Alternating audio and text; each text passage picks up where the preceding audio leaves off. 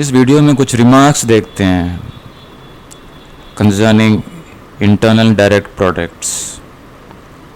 Okay, पहले हमने देखा कि एक्सटर्नल डायरेक्ट प्रोडक्ट क्या है, फिर हमने डिफ़ाइन किया इंटरनल डायरेक्ट प्रोडक्ट, ऐसे डिफ़ाइन किया कि ये compatibility with external direct product. तो हमने डिफ़ाइन ही ऐसे करते हैं, internal direct product is defined in such a way that it is compatible with the external direct product. External direct product generally दो ग्रुप्स के लिए G1 with some other group G2 in general unrelated. लेकिन जो internal direct product कैसे करते हैं, एक group G और इसके अगर मान लो कि एक सब ग्रुप है H और एक K दूसरा सब ग्रुप है।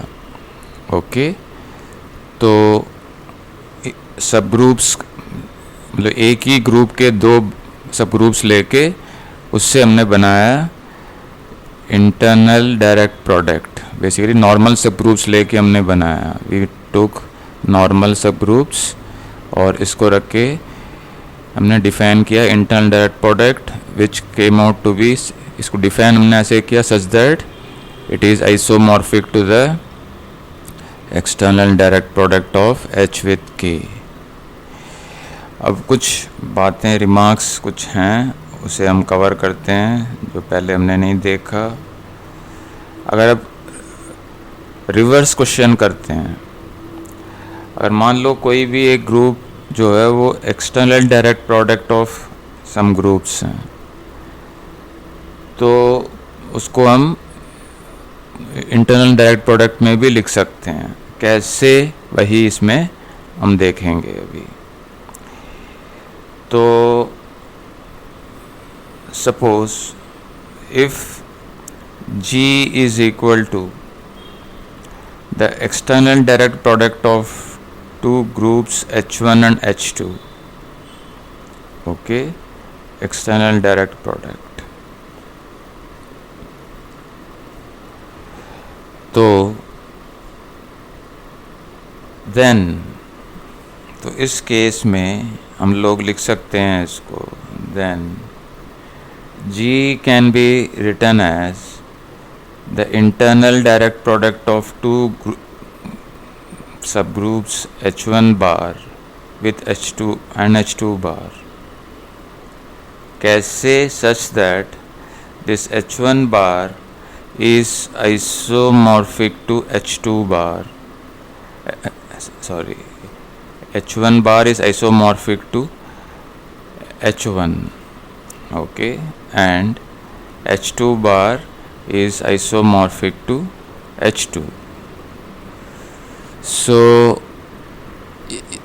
तो ये है, इसको देखते हैं हम लोग कैसे करते हैं इसको। Let us see the proof of this. अगर G अगर एक्सटर्नल डायरेक्ट प्रोडक्ट है of H1 and H2, then it can also be written as an internal direct product of groups, subgroups H1 bar and H2 bar, such that H1 bar is isomorphic to H1 and H2 bar is isomorphic to H2. It is true for in general case also. General case में statement लिखूंगा, पहले इसका proof देखते हैं। Let us prove it. Okay, suppose G a group is external direct product of H1 and H2, two groups. Okay, this is external direct product of H1 and H2. तो H1 बार हम कैसे define करेंगे, ऐसे let take define H1 bar be the product of H1 with the identity of H2, okay, with the identity of H2. So then this is a subgroup of H1 plus H2, H1 plus H2, यही G है। तो H1 बार जो है इसका सब group है, ये पहले भी हमने देखा हुआ, हमने वी हैव सीन ऑलरेडी कैसे है, प्रूव भी किया हमने। सिमिलरली H2 बार को हम डिफाइन करते हैं the identity of E1 with H2, और A भी सब ग्रुप है। Okay, this is also a subgroup of product of H1 and H2, that is nothing but G। तो H1 bar is a subgroup of G and H2 bar is also a subgroup of G, और ये ऐसे हैं। Then ये भी हमने show किया कि in this case H1 bar is isomorphic to H1 and H2 bar is isomorphic to H2, ये हमने शो किया। अब हम क्या शो करना चाहते हैं कि G जो है it is the internal direct product. Okay, we show, अभी हम शो करने वाले हैं कि G is the internal direct product of H1 bar with H2 bar. Okay, with this conditions. तो इसके लिए हमें 3 कंडीशन वेरीफाई करने पड़ेंगे। पहले एक नॉर्मल, ओके, सो चेक कर ले, वी शो दैट, तो we check, we show H1 bar is a normal subgroup of G and H2 bar is also a normal subgroup of G. Okay, so फिर G equal to HK, फिर हमें ये भी show करना पड़ेगा, we show that G is equal to the नहीं, इसके बाद we have to show the product also. We show that G equal to H1 bar into H2 bar, HK. Okay, फिर तीसरा intersection is empty, H1 bar intersection H2 bar, it is nothing but consist of identity E1 E2। तो इसको हम show करते हैं one by one. Okay, let us show that one part. G, okay, G हमें दिया है, given that G is the external direct product of H1 and H2. Okay, this is given. Okay, this makes it clear the distinction between the external direct products and internal direct products. तो हम show करना चाहते हैं H1 बार normal है, H2 बार भी normal subgroup of G। Take an element H1 H2, okay, belonging to G. Take any element H1 H2 belonging to G where H1 is a member of capital H1 and H2 is a member of capital H2.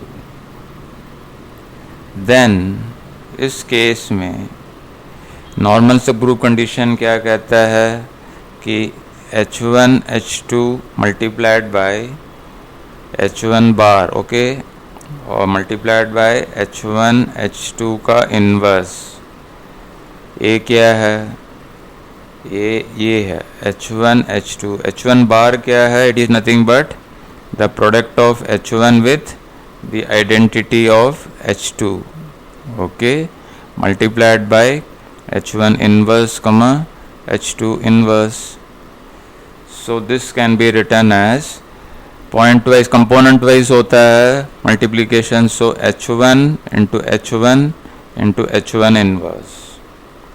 Okay, इसका product with H2 identity of E2 and H2 inverse. Okay, ये तो identity हो गया। सो और ये क्या होगा, ये पूरा H1 ही हो गया, this is nothing but H1, क्योंकि H1 खुद ही ग्रुप है। Okay, so E2, okay, so this is nothing but H1 bar itself, यही H1 बार है। Therefore H1 bar is a normal subgroup of G. Therefore, H1 bar is a normal subgroup of G. Okay. Similarly, H2 bar is also a normal subgroup of G. देखो यहाँ पे ये H1 कैसे बना, देखो पूरा group जो है उसमें right coset left cosets equally होते हैं.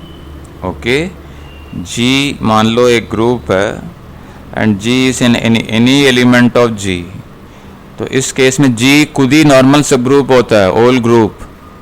Okay, because every left coset is equal to the right coset पूरे ग्रुप के लिए. तो इसीलिए G नॉर्मल है. Okay, G is a normal subgroup of G itself. So this is true for any G. So every left coset equal to right coset, क्योंकि ये तो होनी ही है. ओके, सो देखो एलिमेंट वाइज इक्वल नहीं होंगे, लेकिन as a sets they will be equal. Okay, वही नॉर्मेलिटी है. So make it sure that you clear this. Okay, अब सेकेंड पार्ट हम शो करना चाहते हैं. इंटरसेक्शन इसका product G is product of H1 bar into H2 bar. Okay, will continue.